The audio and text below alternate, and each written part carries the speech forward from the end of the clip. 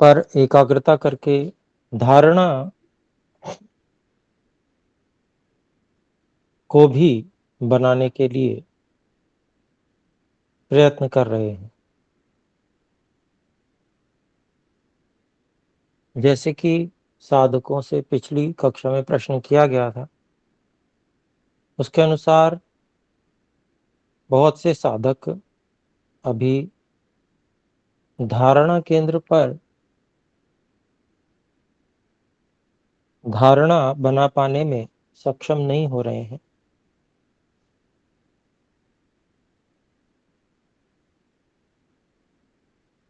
तो धारणा किस प्रकार से बनानी है, उसको समझना है।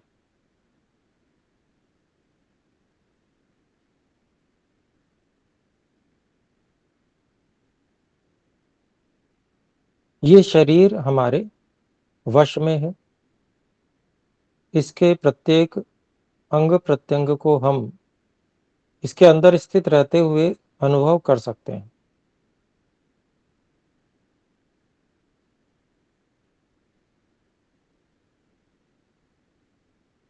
ये शक्ति ईश्वर की कृपा से हमें मिली हुई है और इस शक्ति का सदुपयोग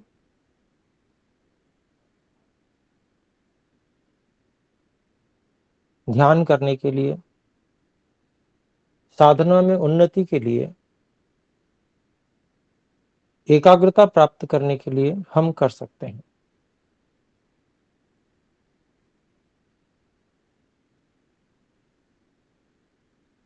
जैसा कि मैं आपसे ये कहूं कि आप अपने दाहिने पैर के अंगूठे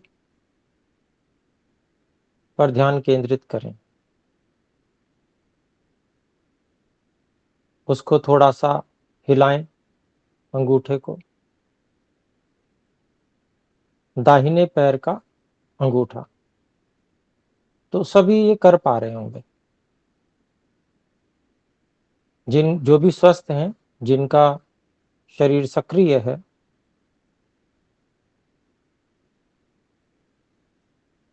उनको शरीर के किसी भी अंग के बारे में कहा जाए कि उस अंग को हिलाना है,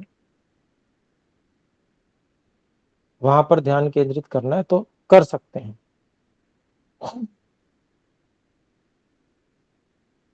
तो धारणा में भी यही कार्य किया जाता है।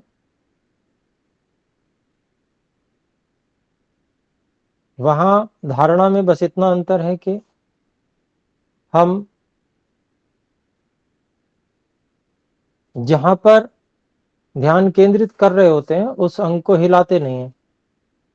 हिला के देखना तो इसलिए है कि हम उस अंग की अनुभूति कर पा रहे हैं, इसीलिए हिला पा रहे हैं। ये अपना परीक्षण करने के लिए है कि हम उस अंग तक पहुंच गए, वहां हमने ध्यान केंद्रित किया, इच्छा की कि यह हिल जाए, वो हिलने लगा, प्रयत्न किया थोड़ा सा, और रोकना चाहा तो रोक दिया। तो यहां पर हमने कर्मेंद्रिय की सहायता से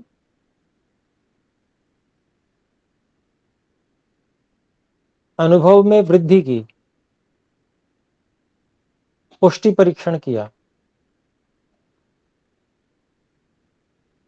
परंतु यदि हम कर्मेंद्रिय से पुष्टि परीक्षण न भी करें, तब भी हम पूरे शरीर में जहां चाहें वहां अनुभूति बना सकते हैं।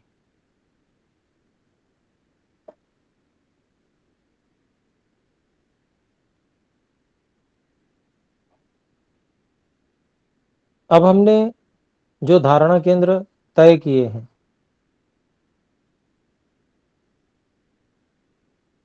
वह हमारी जो रीढ़ की हड्डी है, और रीढ़ की हड्डी के आधार पर जो हमारा पूरा धड़ का भाग है, सिर के नीचे गर्दन, कंधों से लेकर नितंबों तक,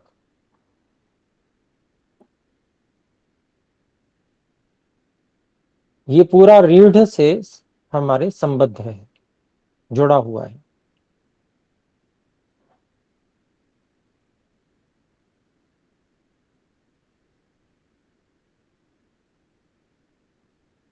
तो रीढ़ जो है हड्डी, वो बिल्कुल पीछे भाग में, पीठ पर, और उससे जुड़ा हुआ धड़ का भाग पूरा आगे तक शरीर हमारा है।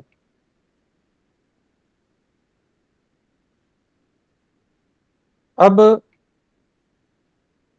इस रीढ़ की हड्डी का जो सबसे निचला भाग है, जहां पर हमारी गुदा भी है, जहां से हम मल त्याग करते हैं,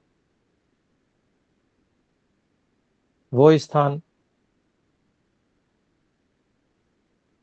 ये सब निकट निकट है, बिल्कुल पास में है।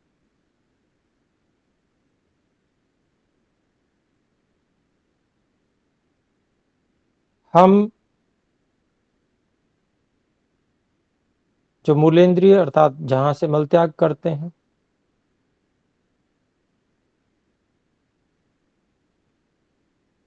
गुदा भी जिसको बोलते हैं, यहां पर अगर हम चाहें तो बहुत आसानी से ध्यान केंद्रित कर सकते हैं। ये कर्मेंद्रिय भी है।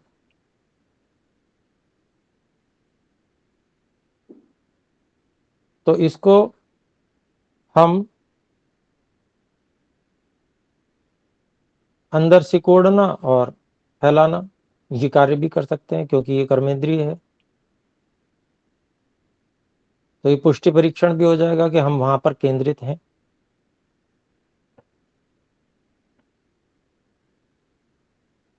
तो इससे हमें पता चला कि हम इस स्थान को अनुभव कर पा रहे हैं, जो गुदा का स्थान है, और इसी से थोड़ा सा पीछे रीढ़ की हड्डी का सबसे निचला भाग है, इसको भी हम अनुभव कर पा रहे होंगे। तो इस बीच में कहीं भी, चाहे मूलेंद्रिय कोई हम स्थान बना लें, चाहे रीढ़ की हड्डी के निचले भाग को स्थान बना लें, अथवा इसके बीच में जितना स्थान है, इसमें से कहीं भी हम एक स्थान तय कर सकते हैं जो हमें सुविधाजनक हो।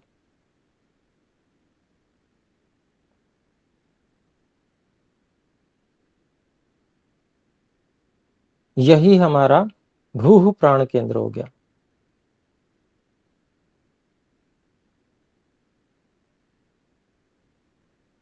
जो बिल्कुल भूमि से निकट है। भूमि पर जब हम बैठे हैं तो सबसे भूमि से निकट ये भू प्राण केंद्र है।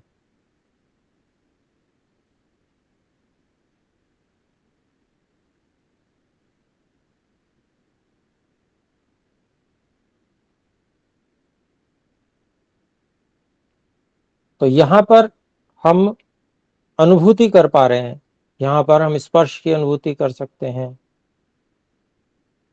संकोच विकास, आकुंचन, प्रसारण, ये जो क्रिया है इसको करके अनुभव कर सकते हैं।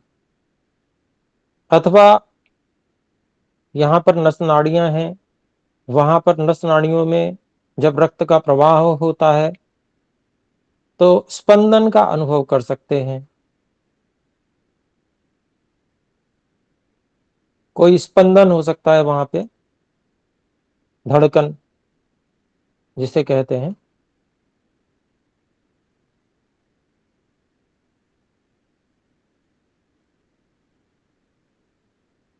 तो ये पहली बात होगी कि हमको अनुभूति का स्थान तय करना है, और उसी पर जब भी बात आए कि भाई भूह प्राण केंद्र पर केंद्रित होना है, तो बस वो बिंदु जो हमने बना लिया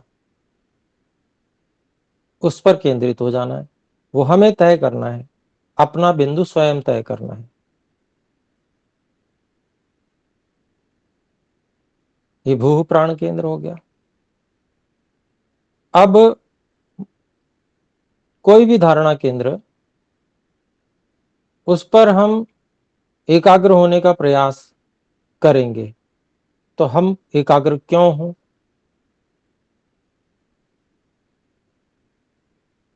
बिना किसी प्रयोजन के कोई व्यक्ति किसी कार्य में प्रवृत्त नहीं होता।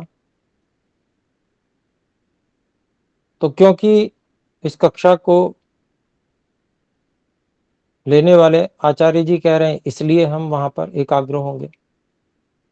ये भी एक कारण हो सकता है कि हमें कुछ सिखाया जा रहा है, तो कक्षा में तो हम एकाग्र हो जाएंगे, लेकिन जब हम व्यक्तिगत साधना करने बैठेंगे तब हम किस कारण से एकाग्र होंगे? तो वो कारण हमारे पास होना चाहिए, वो आकर्षण भी हमारे पास होना चाहिए।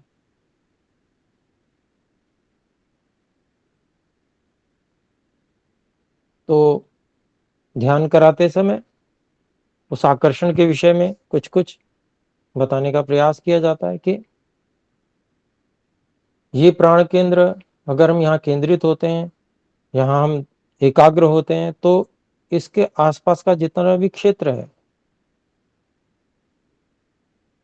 वहां पर एकाग्र होने के कारण से, मन को एकाग्र करने के कारण से अधिक रक्त का प्रवाह और ऑक्सीजन इत्यादि जो आवश्यक तत्व हैं, विशेष रूप से प्राप्त होते हैं।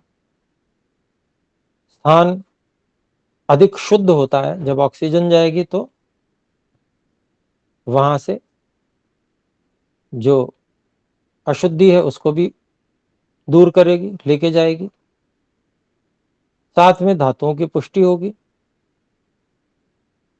बलवान बनेगा वह स्थान। तो हमारा अंग प्रत्यंग, अन्नमय कोश बलवान बने, स्वस्थ बने, ऐसा हम चाहते हैं। ये हमारा आकर्षण का विषय है। सारे शरीर में हम एक साथ एकाग्र नहीं हो सकते, एक एक स्थान पे एकाग्र हो सकते हैं। तो एक एक स्थान पर प्रतिदिन यदि हम कुछ देर एकाग्र होते हैं तो हमें उसका लाभ अवश्य मिलेगा। वहां यदि कोई समस्या है, वो समस्या का समाधान भी धीरे धीरे होगा। जितनी अधिक एकाग्रता होगी, समस्या का समाधान उतनी जल्दी होगा। जितनी इच्छा की तीव्रता अधिक होगी,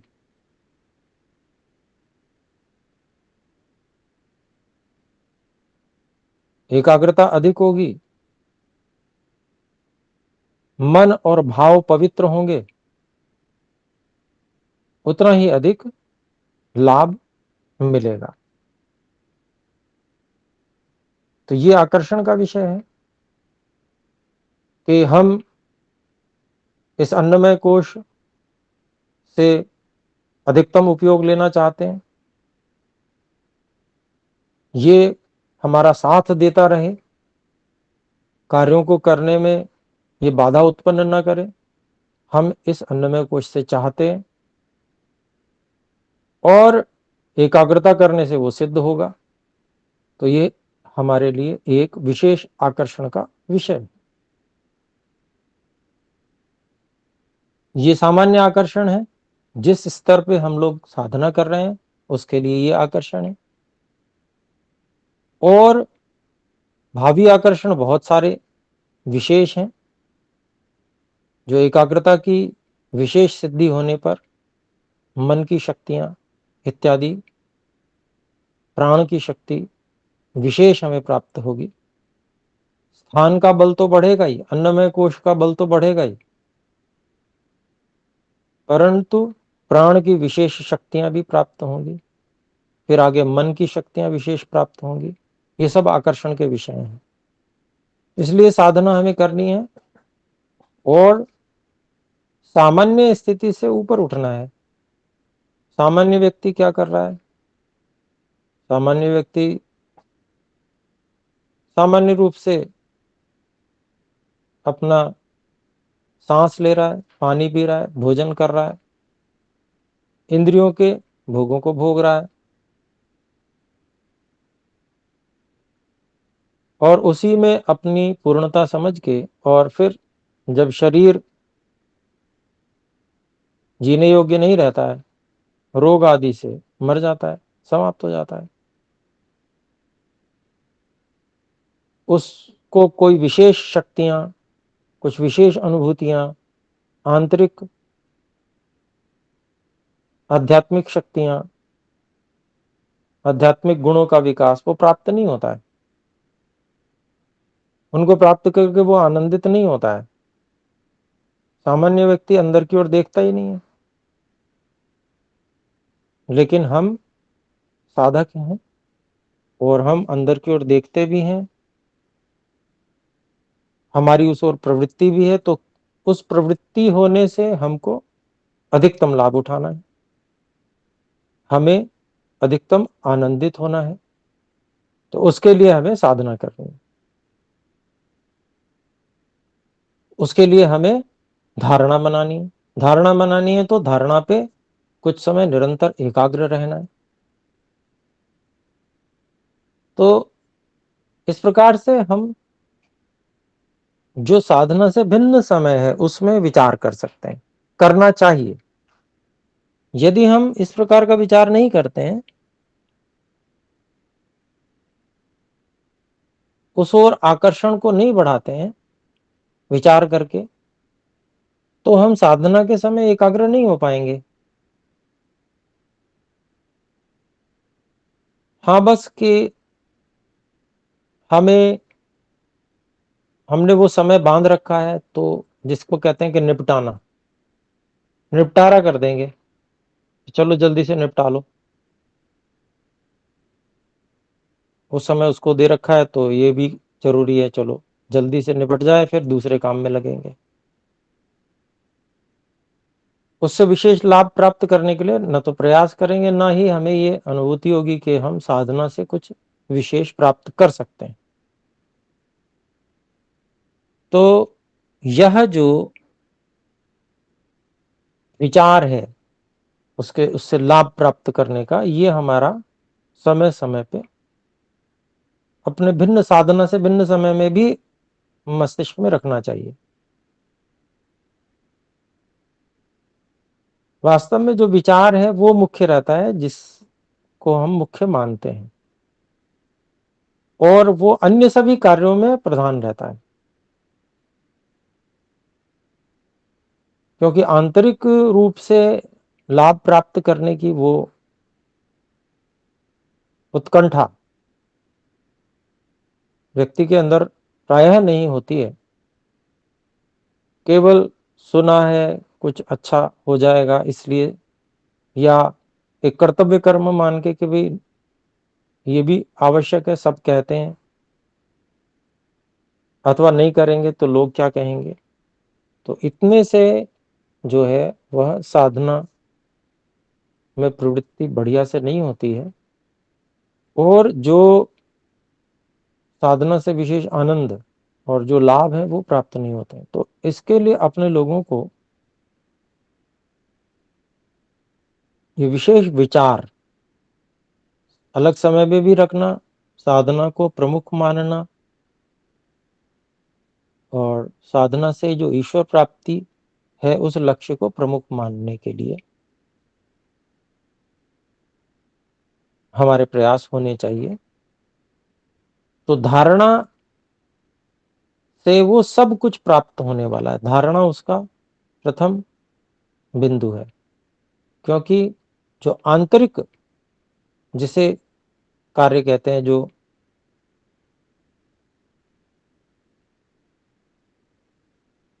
समाधि, उसका जो अंतरंग साधन है वह धारणा ही है। धारणा, ध्यान और समाधि। तो जिससे सब कुछ प्राप्त होने वाला है वह अंतरंग साधन धारणा ही है। और धारणा सिद्ध होने पर प्रत्याहार आदि अपने आप हो जाते हैं।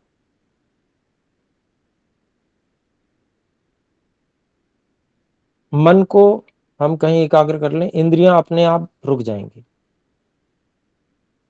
इंद्रियों को अलग से रोकने के लिए अपेक्षा नहीं रहती, ऐसा ऋषि लोग भी कहते हैं। जैसे रानी मक्खी उड़ जाती है तो बाकी सब मक्खियां भी उड़ जाती हैं, रानी मक्खी बैठ जाती है तो बाकी सब मक्खियां भी बैठ जाती हैं। ठीक इसी प्रकार से मन है, मन को जहां लगा दें बाकी सब इंद्रियां भी वहीं लग जाती हैं। ये उदाहरण योग दर्शन में भी दिया हुआ है। तो उससे अपने को लाभ समझना है। और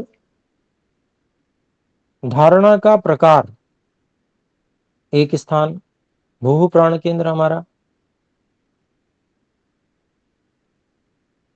सरल है, हम सरलता से उसको बना सकते हैं। फिर भूवह प्राण केंद्र, वह नाभि और मूलेंद्रिय उसके बीच में है, जो वायु का मुख्य स्थान है, यहीं से वायु का उत्पादन होता है।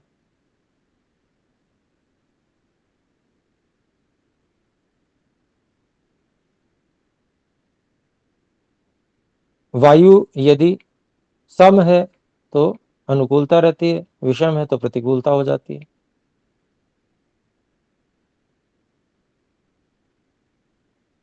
तो ये भी बड़ा महत्वपूर्ण स्थान है। दुख से बचने का उपाय इस स्थान को बलवान बनाना है। यह भुवः प्राण केंद्र है। तो इस पर भी थोड़ा समय हम एकाग्र होकर, भुवः, हे परमात्मा आप सब दुखों से छुड़ाने वाले हैं, ऐसी भावना करके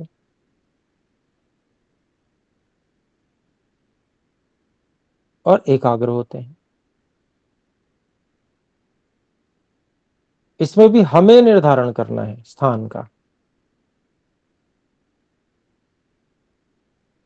जब हम श्वास ले रहे हैं और छोड़ रहे हैं तो नाभि के नीचे का स्थान बाहर जा रहा है, अंदर जा रहा है,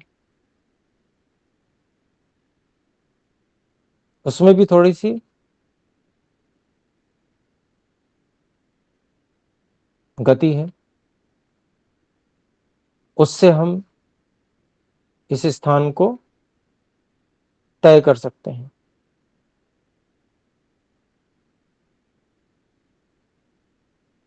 नाभि के नीचे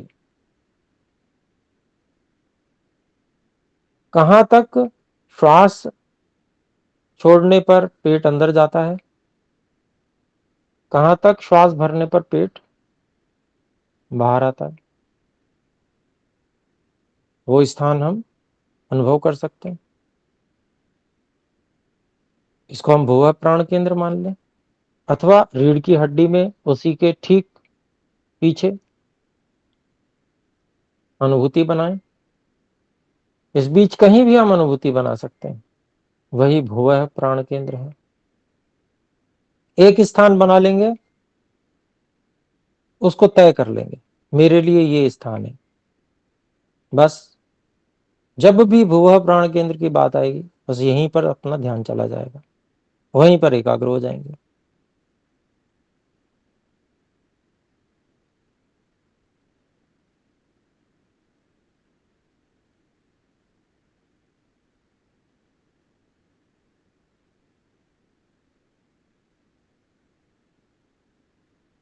स्वः प्राण केंद्र के लिए नाभि से थोड़ा सा ऊपर देख लें,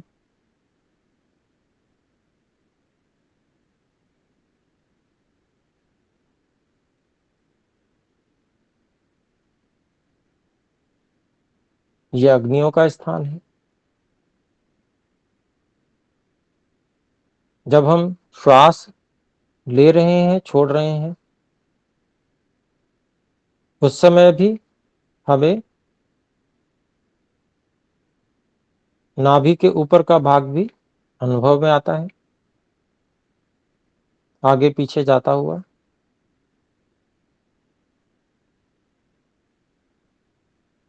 इसमें से एक स्थान को हम ले सकते हैं, अथवा इस स्थान से लेकर रीढ़ तक कोई भी स्थान तय कर सकते हैं अपने लिए।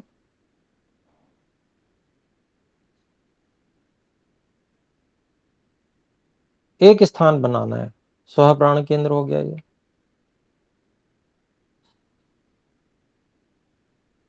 महा प्राण केंद्र सरल है, क्योंकि जो दो स्तनों के बीच में एक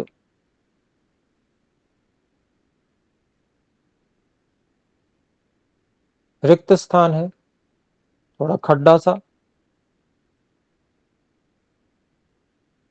जहां सब हड्डियां, सीने की हड्डियां बीच में मिलती हैं, ये स्थान है। इसको हृदय प्रदेश भी कहा जाता है। ये महा प्राण केंद्र है, यहां पर भी हम केंद्रित हो सकते हैं।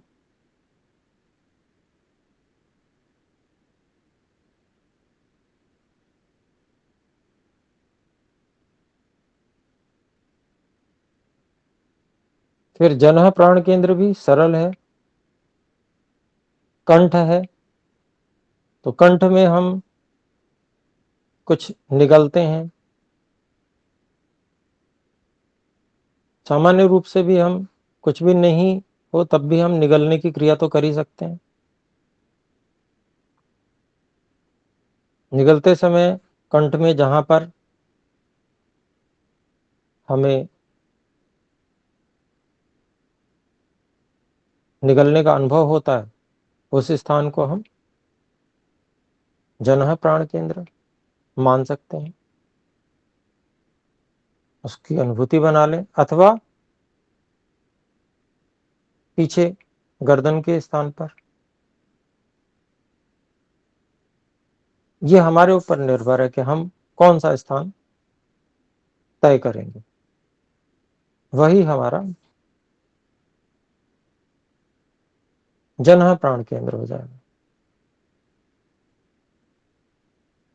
फिर तपह प्राण केंद्र, दोनों भवों के बीच में,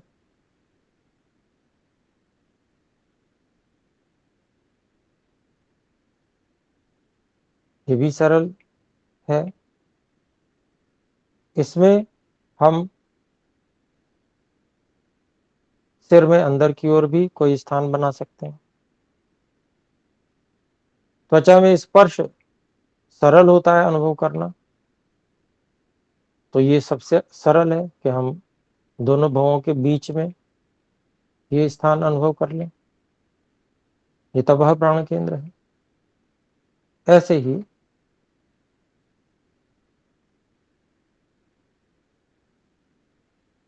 सिर का जो सबसे ऊंचा भाग है,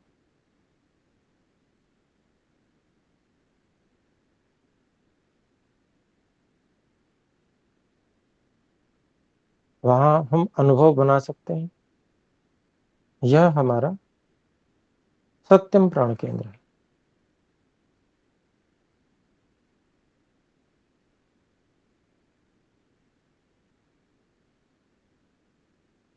आसन लगाते ही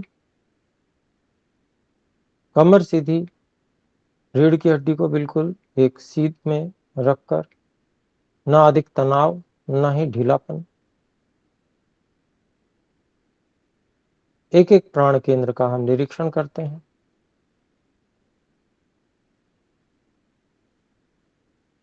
जब हम एकाग्र होते हैं तब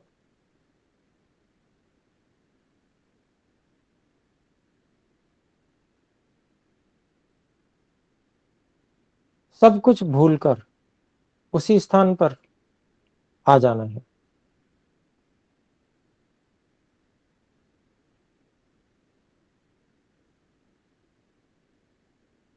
स्वयं की अनुभूति भी इसी स्थान पर करनी है, चाहे हम भू प्राण केंद्र पर हों चाहे भूवह पर, जिस भी पर केंद्र पर हम केंद्रित हो रहे हैं, एकाग्र हो रहे हैं,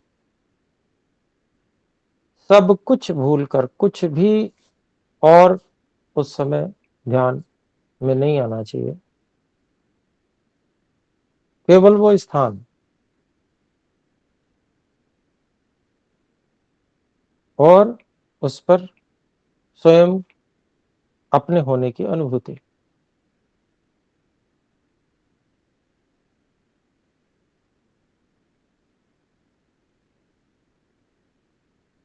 फिर उसके बाद में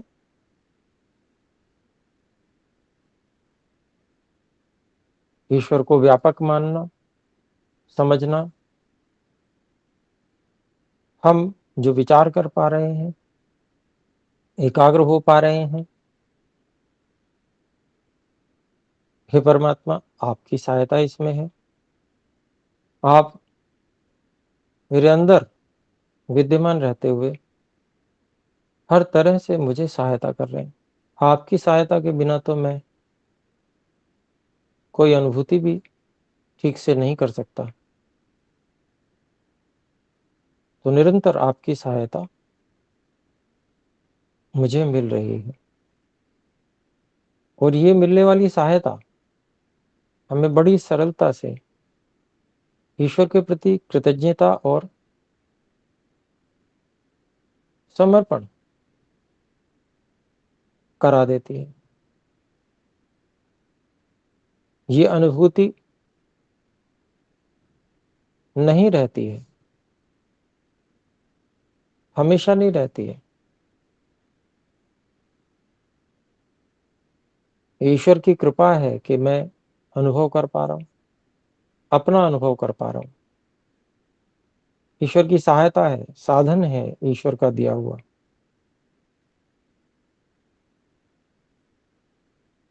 मुझे वो साधन भी नहीं पता कैसा है,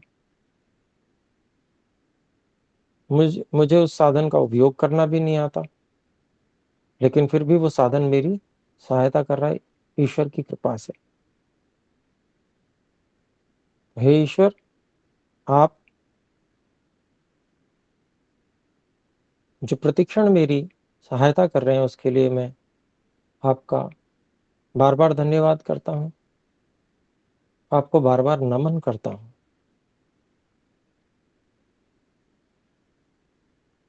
और आपसे छुपकर तो कोई कार्य संभव ही नहीं है, विचार भी संभव नहीं है। तो समझदारी इसी में है कि मैं आपको समर्पित रहूं। तो इस प्रकार से एकाग्र होकर हम ईश्वर को समर्पित होते हैं, और जैसे ही समर्पित होते हैं ऐसे ही हमें ईश्वर की कृपा से आनंद, उत्साह, निर्भयता इसकी भी प्राप्ति होने लगती है। एकाग्र होने से प्रसन्नता बनी रहती है, और जब हम ऐसी स्थिति में रहते हैं तो हम क्लेशों से भी बचे रहते हैं। इतना अधिक लाभ हमें इस एकाग्रता की स्थिति में मिलता है, तो क्यों ना इसे हम बार बार प्राप्त करना चाहें।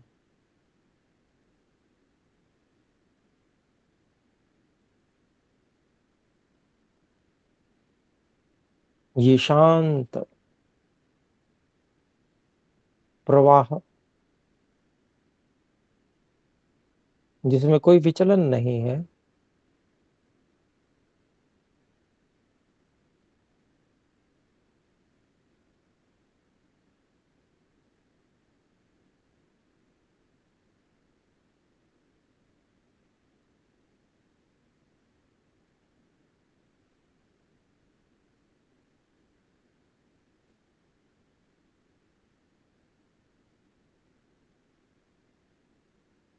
तो आइए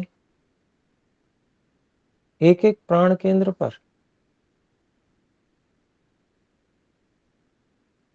बार बार जप के माध्यम से ईश्वर का गुणगान और धन्यवाद करते चलें।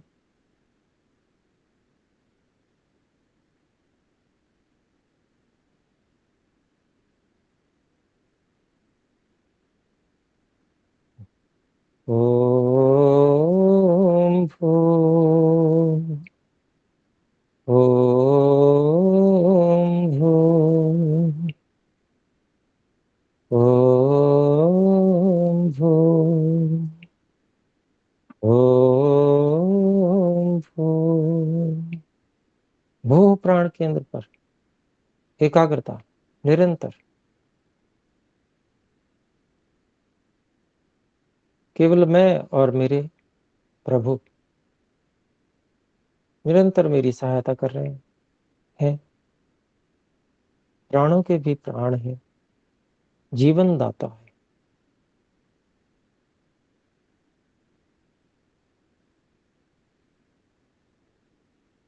आपकी ही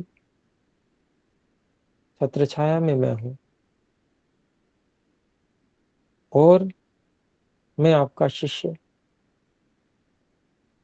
आपको मंत्र सुना रहा हूं अपने संपूर्ण भावों से समर्पित होकर।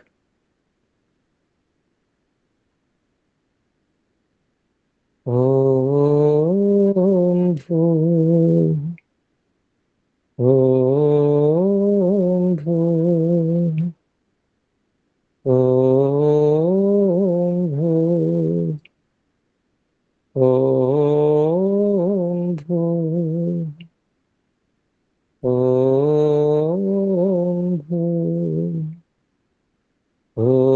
ओम भूर्भुवः।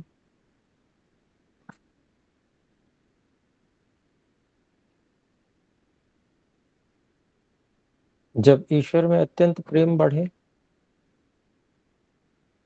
कृतज्ञता बढ़े, हर एक स्थान पे आनंद आता हो, तो दूसरे पे क्यों जाना, उसी पे करें। एकाग्रता और ईश्वर को समर्पण, जितना अधिक समय हो सके। परंतु यदि चंचलता आती है,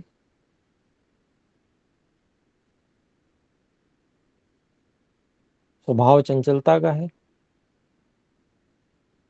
तो वह प्राण केंद्र पर चले जाएं।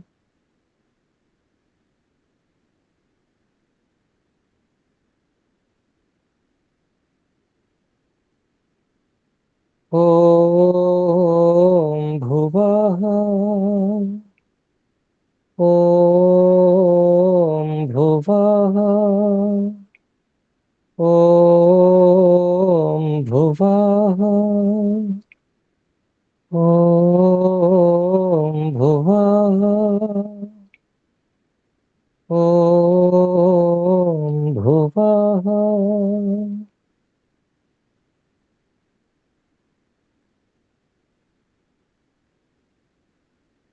हे परमात्मा, आप सब दुखों से छुड़ाने वाले हैं।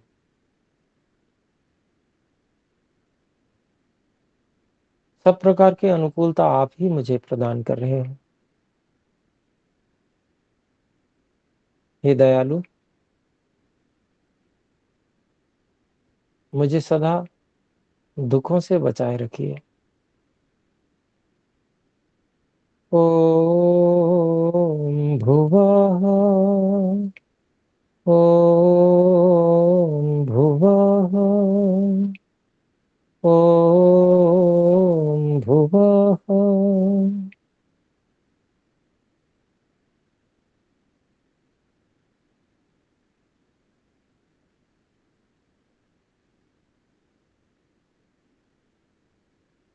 भावों से भर के, अत्यंत प्रेम से युक्त होकर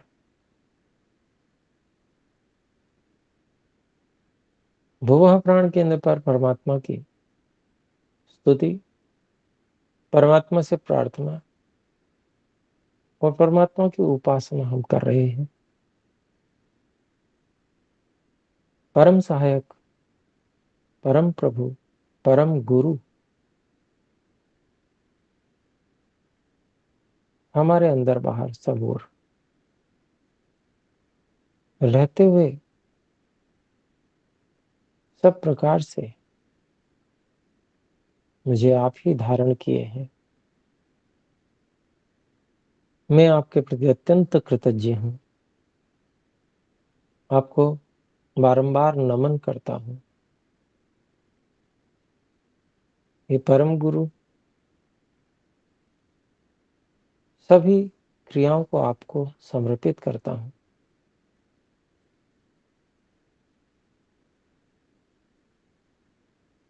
ओम भुवः ओम भुवः ओम भुवः।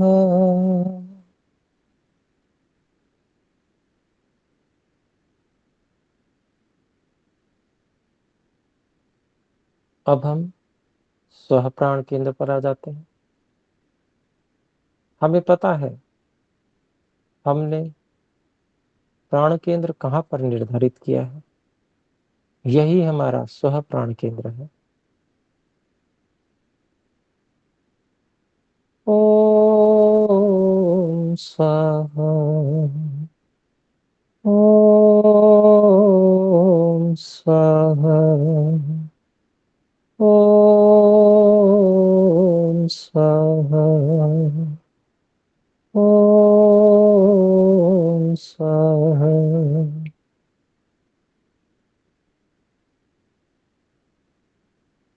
ये सर्वव्यापक अंतर्यामी परमात्मा, आप आनंद स्वरूप हैं। आप आनंद घन हैं। आप आनंद से तृप्त हैं।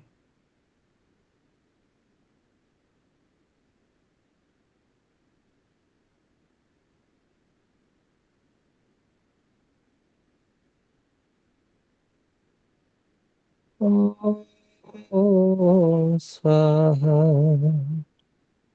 ओम स्वाहा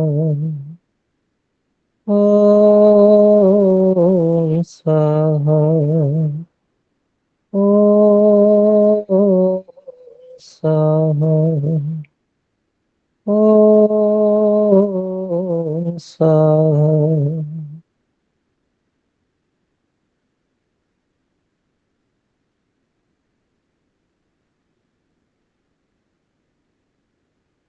भाव विभोर होकर थोड़ी देर मन में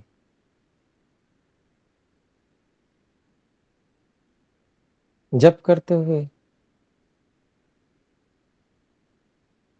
परमात्मा के आनंद को अनुभव करने का प्रयास करेंगे।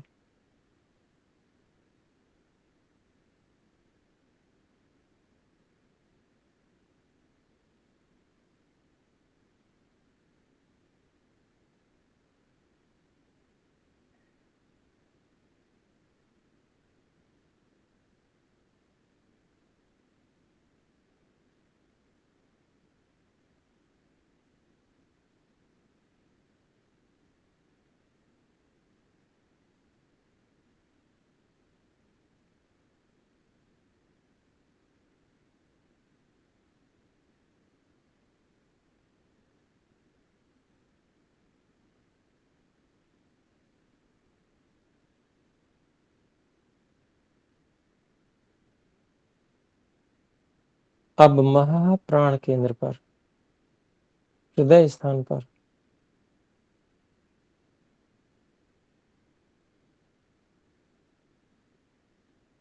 निर्धारित केंद्र पर आ जाएं।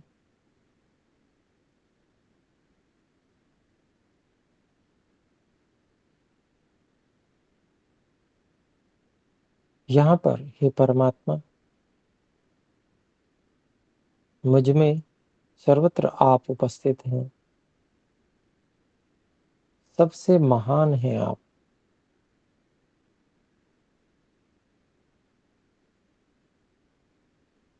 ओम महा ओम महा ओम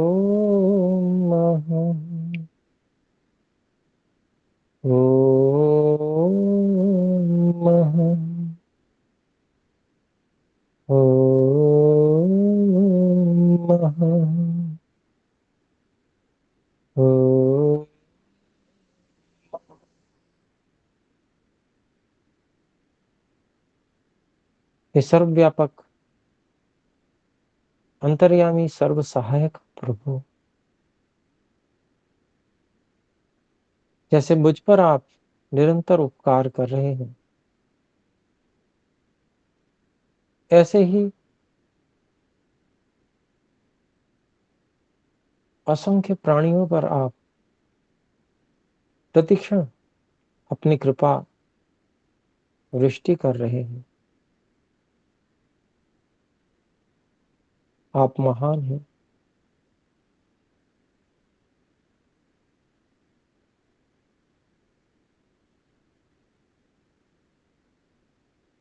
ओम मह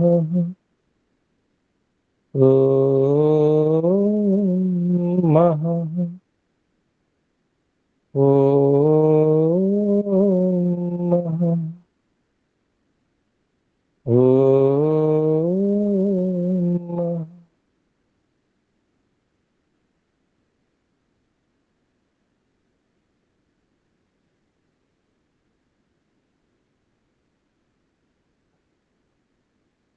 अब हम जनः प्राण केंद्र की ओर चलते हैं। कंठ में जो स्थान हमने तय किया है,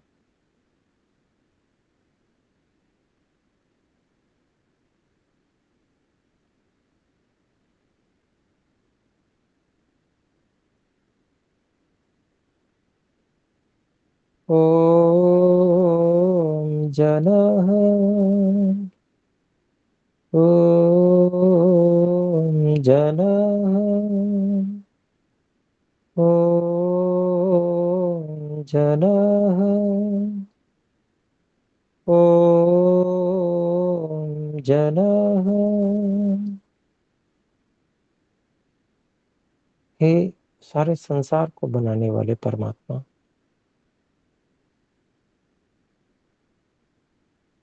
एकमात्र आप ही मेरे लिए वर्ण करने योग्य हैं।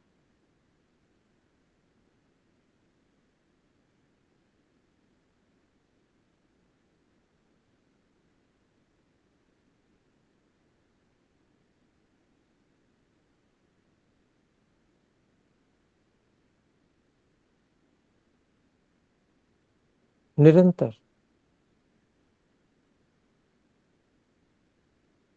मुझ में विद्यमान रहकर मेरे साधनों का धारण कर रहे हैं, शक्ति प्रदान कर रहे हैं।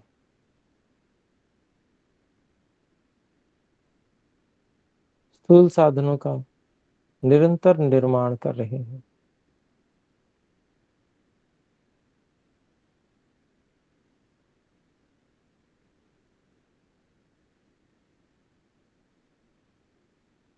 ओम जनः ओम जनः ओम जनः ओम जनः।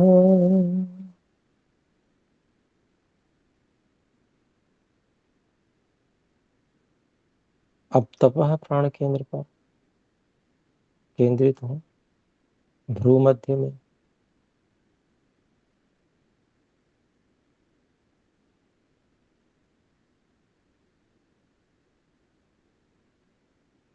हे परमात्मा, आप सब क्लेशों को भस्म करने वाले, दुष्टों के दंडदाता हैं,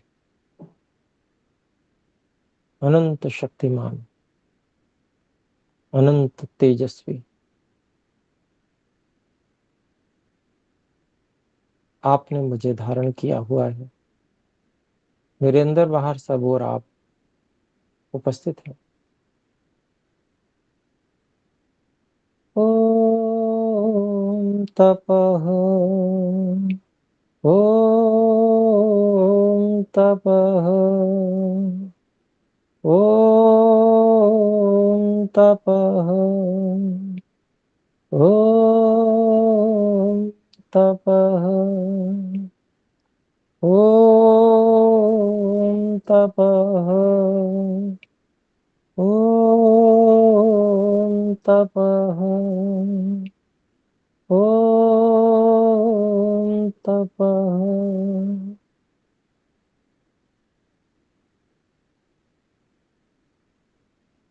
सत्यम प्राण केंद्र की ओर चलो।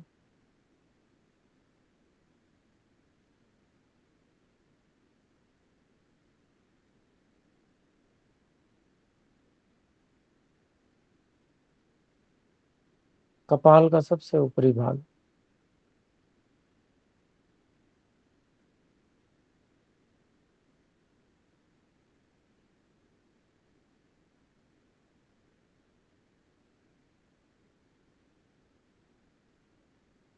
ओ सत्यम ओ सत्यम ओ सत्यम। हे सत्य स्वरूप अविनाशी परमात्मा,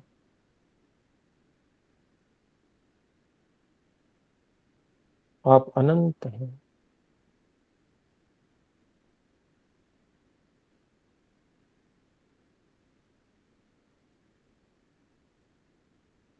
सदा अविनाशी हैं।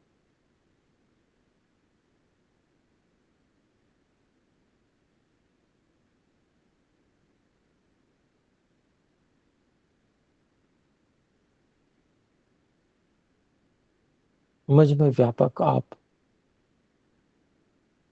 मुझे भी इस सदा सत्य की ओर ले चलिए।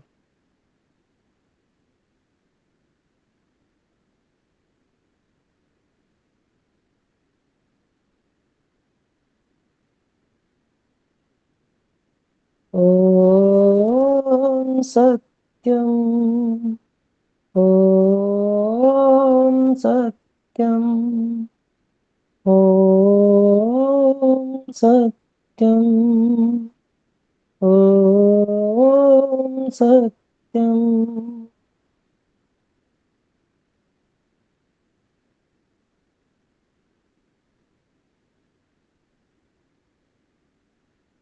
हे परम गुरु,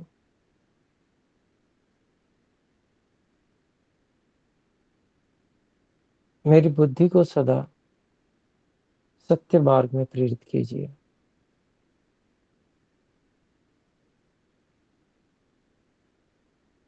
एक बार गायत्री मंत्र के माध्यम से सभी प्राण केंद्रों को सक्रिय करेंगे।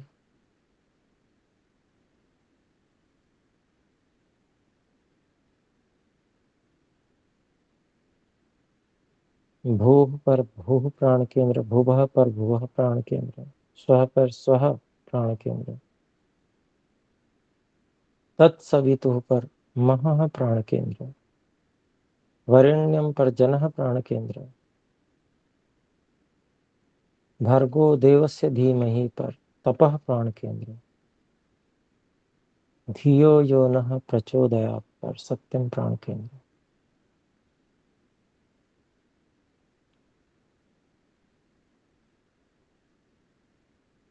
ओम भूर्भुवः स्वः तत्सवितुर्वरेण्यं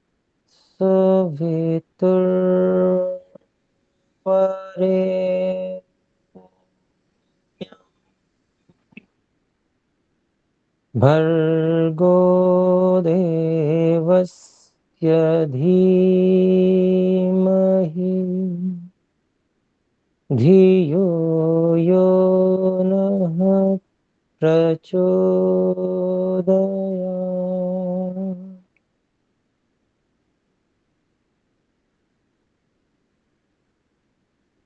धीरे धीरे इंद्रियों को बाहर भेज दें।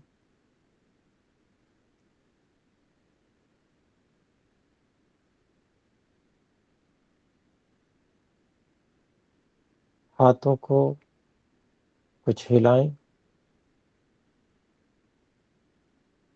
और आपस में रगड़ें।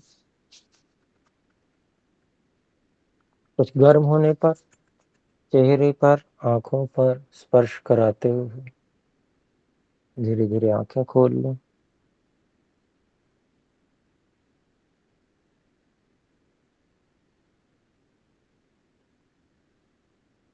आज हमने धीरे धीरे एक एक प्राण केंद्र पर धारणा को स्थिर करने का प्रयास किया, स्वयं स्थिर होने का प्रयास किया।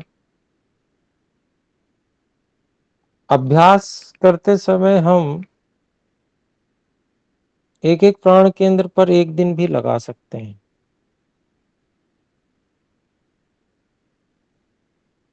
यदि हम स्थिर हो पाते हैं तो उसी पर स्थिर रहें। हम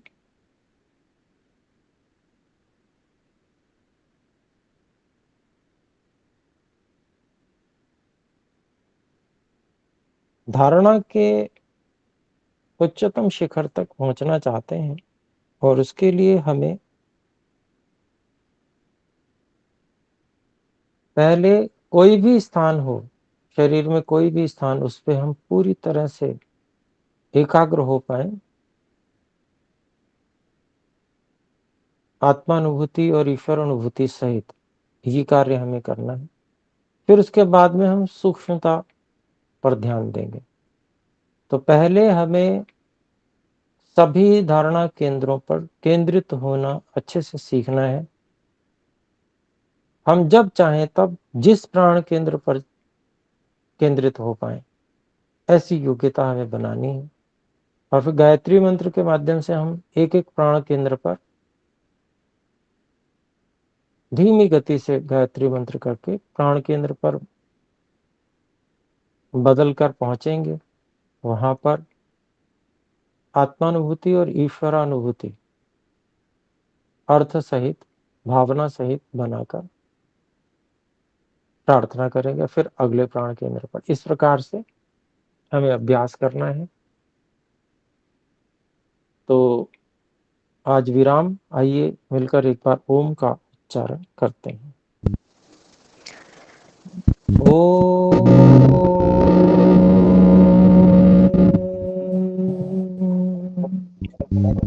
सभी को सादर नमस्ते।